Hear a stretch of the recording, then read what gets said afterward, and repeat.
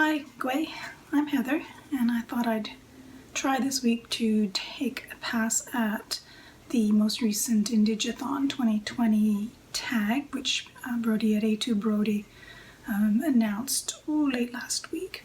There are 6 questions, and I thought I'd take a crack at it and maybe introduce you to a handful of books you might not have heard of before.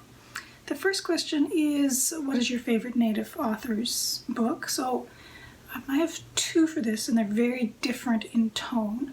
One would be Katherena Vermette's The Break.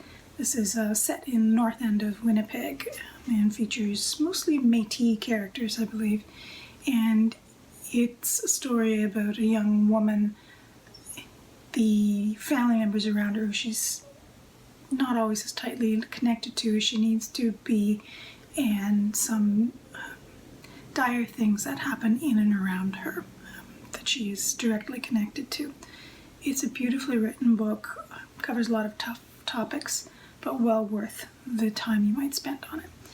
The other one I would recommend is entirely different in its tone, and that's Leanne Simpson's Noopiming, The Cure for White Ladies. This is a Nana Bush type story, a response to Susanna Moody, very different in tone, much lighter and much funnier, partly because of the subject matter. And those 2 right now, I would say, are my favorite Indigenous novels. Next question is, what book do you find yourself recommending the most? And I have, again, a clutch of 3. If it's someone who's new to reading about Indigenous issues in Canada, or who's struggling with understanding the very preliminaries of reconciliation, I usually recommend Chelsea Vowell's Indigenous Rights, A Guide to First Nations, Métis, and Inuit Issues in Canada. This is a clearly written, well thought out, well argued explanation of a huge range of issues. Vowel is a lawyer by training and now works at the University of Alberta, I believe, in the Indigenous Studies programs there. She's Métis as well. It's a great book and a really good introduction to some of the key issues. The other 2 I recommend quite frequently would be Alicia Elliot's A Mind Spread Out on the Ground. This came out in Canada last year, but it's just been released in the States.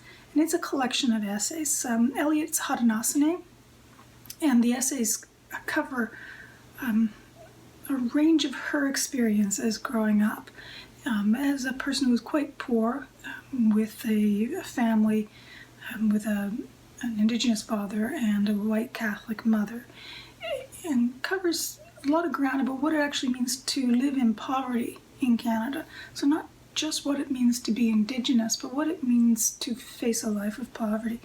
But most importantly, her prose is beautiful. The essays are challenging to read sometimes, always have something interesting to say. Highly recommend her book. The other one I usually recommend would be this one. Claire is not very helpful, is it? This is Paul Seesequasis' Blanket Toss Under the Midnight Sun, and it's a collection of photographs. And they're beautiful photographs, and the most important thing about the photographs is how many photographs there are of happy, ordinary, day-to-day life that he's pulled together in this book, and I highly recommend this one if you can get your hands on it. Those are the 3 I typically recommend the most, Vowel, Elliot, and Seesequasis. So what's a book that I might have picked up based on someone else's recommendation? This would have been probably a year ago, more than a year ago, which would be Joshua Whitehead's Jonny, Appleseed, and it's a coming-of-age story of a queer young man who's an Indigenous person living in a city. So it deals a lot with what it means to be queer and Indigenous, but to be urban, so not someone who's living on a reserve. And I enjoyed that one, and I would recommend it as well. It gives you a different kind of slant on queer writing in Canada as well. let's see, what's the most recent book that I've read by an Indigenous author? That would be Leanne Simpson's book, which I loved, The Cure for White Ladies. Let's see, what's the next book I'm planning on reading? I have two. One I just picked up from the library and one I just purchased. The one I got from the library is this one. Let's see. This is Karen MacBride's Crow Winter. This came out 2019 or 2018, and it's a retelling of a Nanabush story in the same way that the Simpson novel deals a little bit with Nanabush. This kind of intersects Nanabush with the story of a young woman going home after the death of her father. So I'm looking forward to that, but I don't know much about it. It's got the wretched deckled edges though. Never mind. And one I picked up yesterday or the day before is a reprint. It's a translation from Inuit. It was published originally in the early 50s. This is it here. This probably will not show well in this lighting. Hunter with a Harpoon by Markoosie. Patsauq. I butchered that name, of course. Don't know much about this one. Interested in the fact that it's getting reprinted. It's published by McGill Queen's Press. A short little thing. I'm looking forward to reading that for perspective on Inuit hunting. And I think one more question. Are there any 2020 releases I still want to get to? Two. All of these questions I seem to have more than one book. The first one is Billy Ray Belcourt's memoir, which is already published but hasn't shown up in my library yet. History of My Brief Body. Belcourt is a poet and a novelist and an academic, and quite a young person, so a little memoir that I'm interested in reading, which should arrive soon here in my library.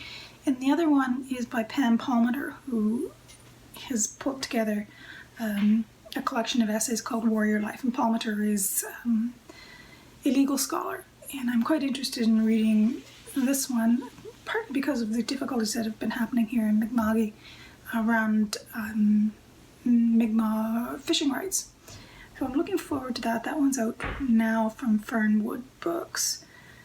And I think I should be able to pick that one up pretty soon. So that's a clutch of Indigenous books that I would recommend and have enjoyed in the past and look forward to enjoying.